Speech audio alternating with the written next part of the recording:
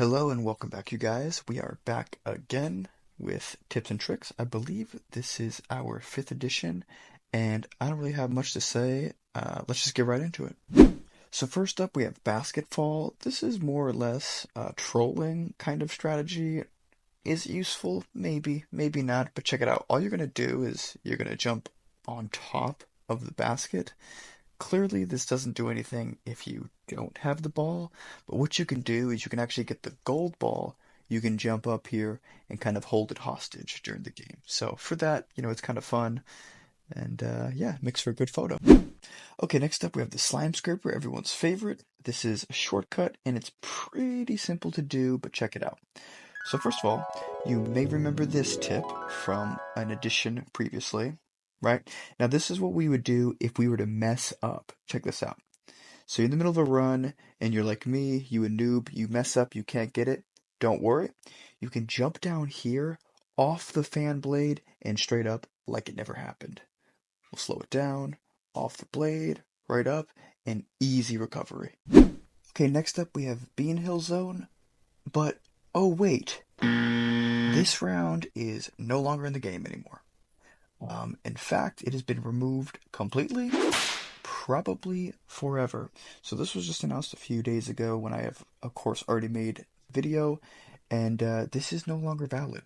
So you can pretend this never happened, and I hope you remember the last time you played this round, because truth be told, we will probably never see this round ever again. So now, this wouldn't be a tips and tricks video with me if it didn't include Lost Temple, so of course we have a pretty simple Lost Temple tip here, and this relies on the idea that sharing is caring, okay? If you're in duos or squads and you have a mate up ahead with you, don't fight for the crown. If there's somebody else next to you, try to hold them back, or at least stand back and let your mate get the crown. Everybody gets the shards, and that way you guys don't body block each other and, kind of knock each other off course. Oh, that's weird. There's another Lost Temple tip. Okay, so this one's very easy as well, but you gotta understand every room has a fastest way of navigating it that we want to know. Shout out to an old tip there. Hope you remember that one. But anyway, this one's real simple. It just involves the fastest way to get from one door to another. I'll play it full speed and then we'll slow it down. It seems really simple, but it is important to save time. All you want to do in this room is you want to dive across onto the pad closest to the door you're going to, and then use it that way. And then go and get the crown. Easy. So this next tip is incredibly difficult. Absolutely a 5-star. This is on wall, guys, so just bear with me. As you can see here, if you feel like you're failing immeasurably and you're embarrassed, just go stand in the corner, face the wall, and you're fine. Okay, don't actually do that, but I do have a wall guys tip. As some of you may or may not know, you can jump off the head of other players, and that's great to use when the wall is too high and the platform you're on isn't tall enough, as you can see here.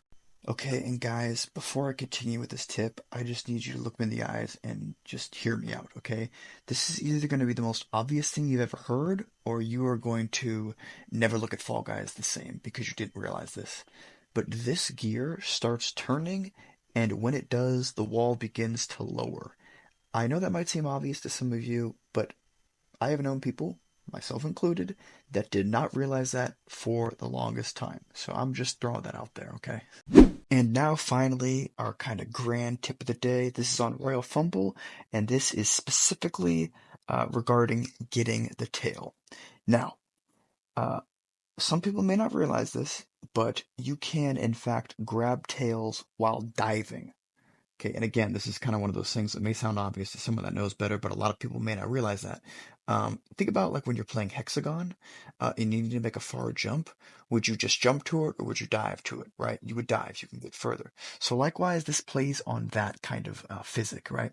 So in a situation where we want to get the tail, time it, of course, correctly, jump and dive. Okay, here's another example right here. I dove, missed it. Look, dove again, perfect, and we're good to. Okay, we're not good to go, but you get the point. I'll play some clips back again, and you can kind of just watch. And of course, no duh, this also works on team tail tag as well as regular, solo tail tag. So, it's something to keep in mind when you're playing those rounds. But anyway, that is about it for today. If you've made it this far, I'm of course very appreciative. I'm glad you made it. If there's anything in particular, you found helpful or you apply, let me know. And more importantly, if there's something you're looking for in the future, do let me know. I'm just gonna say this now. I suck at lily leapers, so if you need help on the hammer, I'm sorry. And jump showdown as well. I know bar skipping is a question that comes up a lot. I could give some general advice on that. That's kind of one of those things that's mostly practice. But anyway, I'm rambling. Thank you so much for watching, and I'll see you next time.